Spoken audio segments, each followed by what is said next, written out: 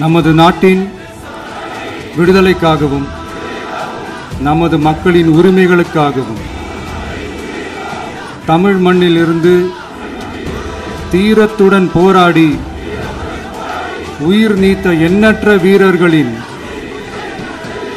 தியாகத்தை எப்போதும் போற்றுவேன்.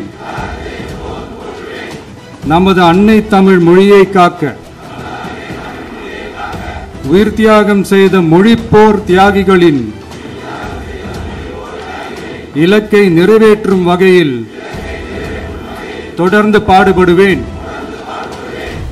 இந்திய அரசியலமைப்பு சட்டத்தின் மீதும்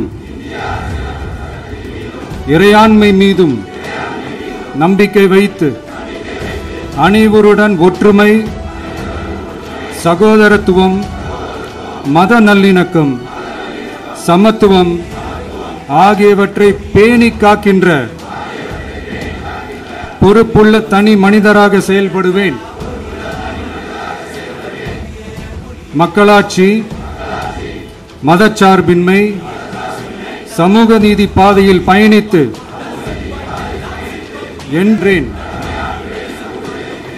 சாதி, மதம், பாலினம்,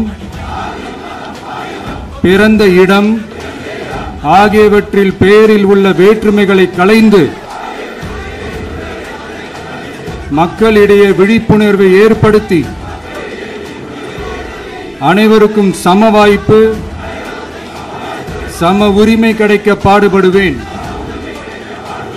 பிறப்புக்கும் எல்லா உயிர்க்கும் என்ற சமத்துவ கொள்கையை கடைபிடிப்பேன் என்று உளமாற உறுதி கூறுகின்றேன். Thank you.